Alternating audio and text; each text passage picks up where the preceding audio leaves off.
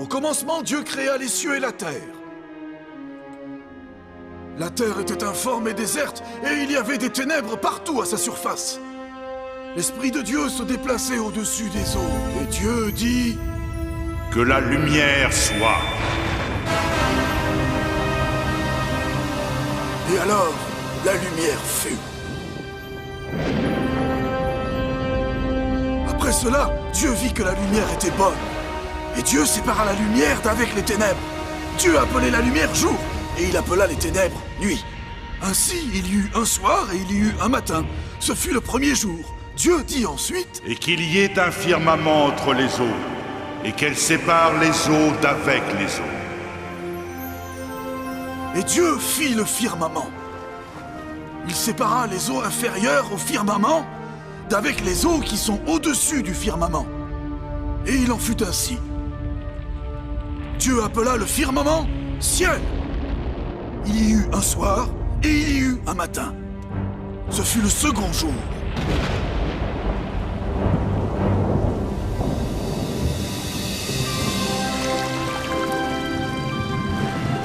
Dieu dit... Que les eaux qui sont au-dessous du ciel se rassemblent en un seul lieu, et que la terre ferme apparaisse.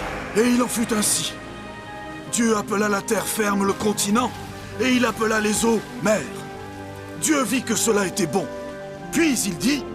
Que la terre se couvre de la verdure, de l'herbe portant de la semence, des arbres fruitiers donnant du fruit selon leur espèce, et ayant en eux leur semence sur la terre.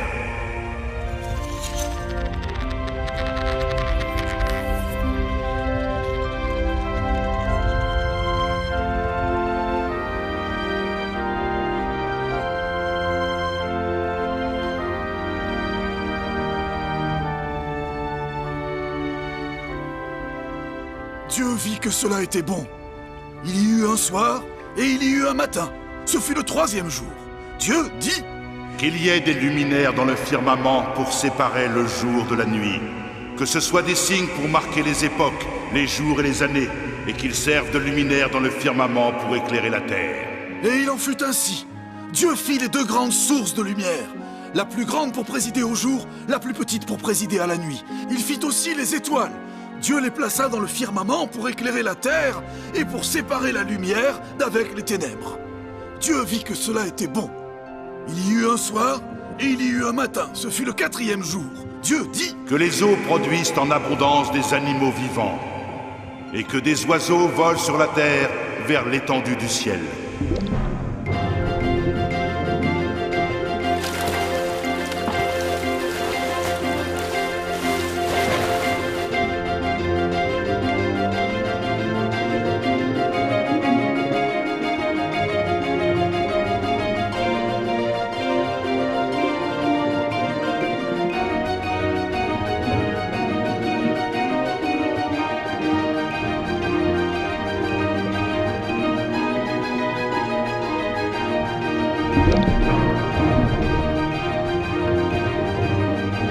Dieu se mit à créer les monstres marins et toute âme vivante qui se déplace.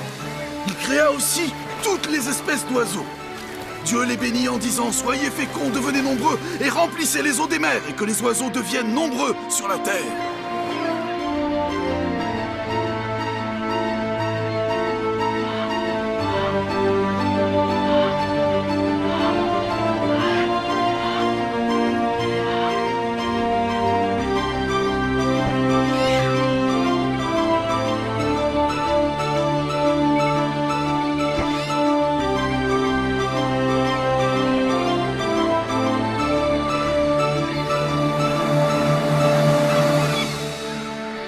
Dieu vit que cela était bon. Il y eut un soir et il y eut un matin. Ce fut le cinquième jour. Dieu dit... Que la terre produise des animaux vivants selon leur espèce. Du bétail, des reptiles et des animaux terrestres selon leur espèce.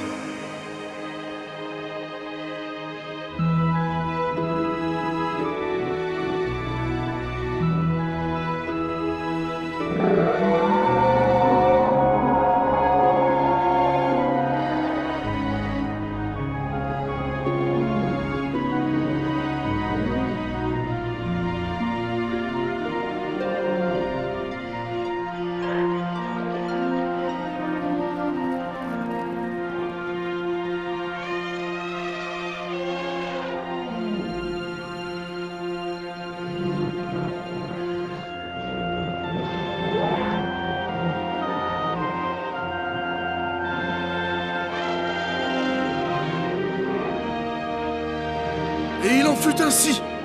Dieu fit les animaux de la terre selon leur espèce, le bétail selon son espèce, et tous les reptiles de la terre selon leur espèce. Dieu vit que cela était bon. L'Éternel Dieu forma l'homme de la poussière du sol. Il souffla dans ses narines un souffle de vie, et l'homme devint une âme vivante.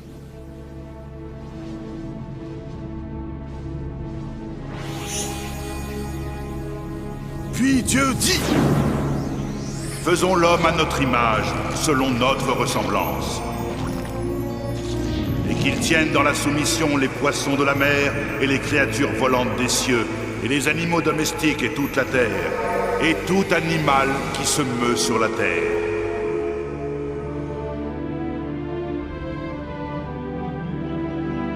Puis l'Éternel Dieu planta un jardin en Éden, vers l'est, et il y mit l'homme qu'il avait formé.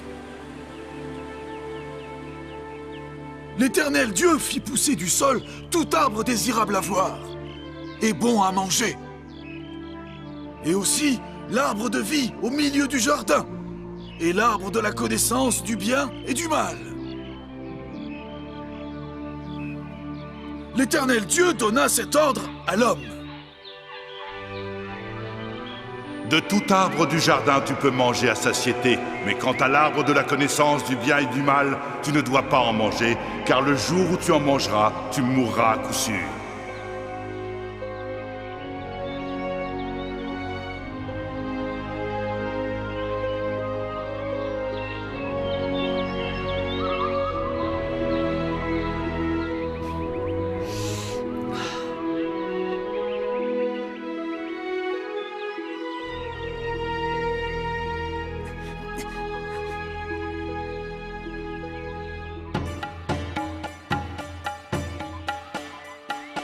L'Éternel Dieu dit: Il n'est pas bon que l'homme reste seul. Je vais lui faire une aide qui lui corresponde. Alors, l'Éternel Dieu fit tomber un profond sommeil sur l'homme, et pendant que celui-ci dormait, il prit une de ses côtes et referma la chair. L'Éternel Dieu forma une femme de la côte qu'il avait prise de l'homme, et il l'amena vers l'homme.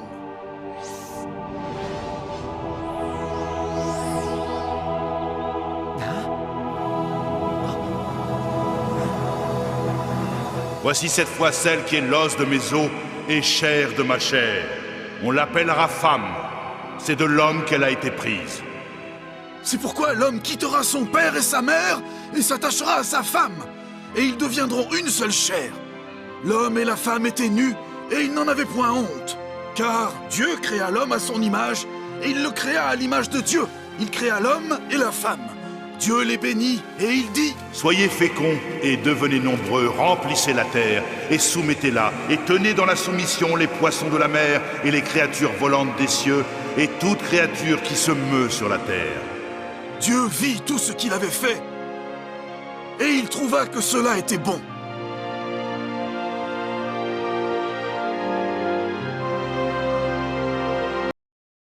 Il y eut un soir et il y eut un matin. Ce fut le 6e jour. À la fin de celui-ci, Dieu acheva son œuvre, et le 7e jour, il se reposa de tout ce qu'il venait de créer. Dieu bénit ce 7e jour et il le sanctifia, car enfin, il pouvait se reposer de toute sa création.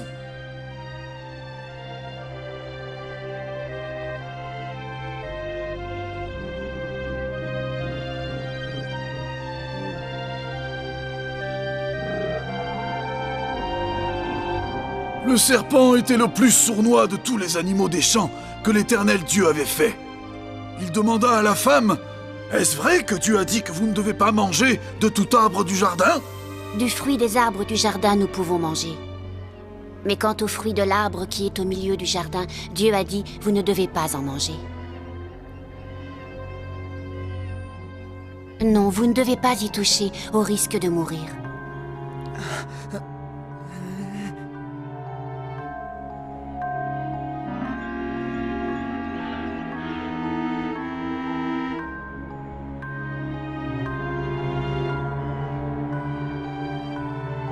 Alors le serpent dit à la femme: Vous ne mourrez pas du tout, car Dieu sait que le jour même où vous en mangerez, vos yeux s'ouvriront et que vous serez comme Dieu, connaissant le bien et le mal. Regarde comme ce fruit est délicieux. Aucun ne lui est comparable dans tout le jardin. Il te donnera la sagesse qui surpasse la connaissance. Tu serais stupide de ne pas en manger. La femme vit que le fruit était bon à manger et agréable à regarder, et qu'il pouvait donner l'intelligence. Elle prit le fruit et en mangea. Elle en donna aussi à son mari qui était auprès d'elle, et il en mangea. Tiens.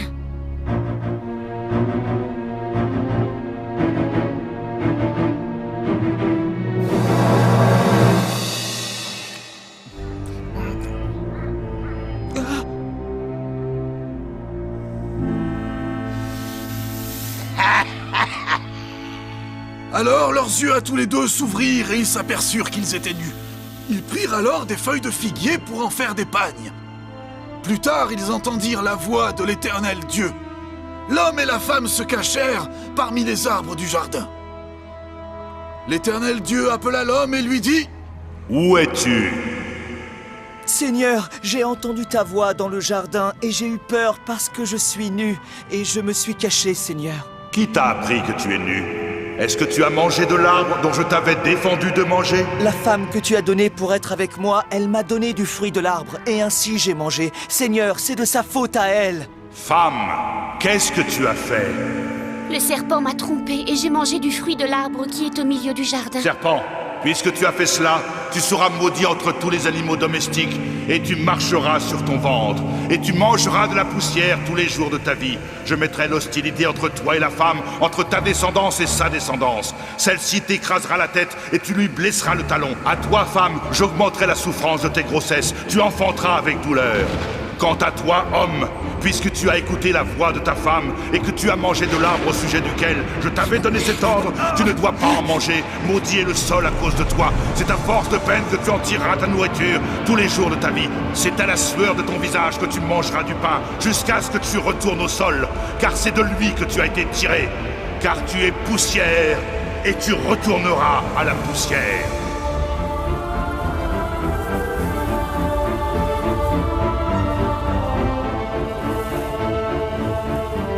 Adam donna à sa femme le nom d'Ève, car elle était la mère de tous les vivants. L'Éternel Dieu fit à Adam et à sa femme des habits de peau. Puis il les chassa du jardin d'Éden, et il y plaça des chérubins armés d'épées flamboyantes pour protéger l'arbre de la connaissance.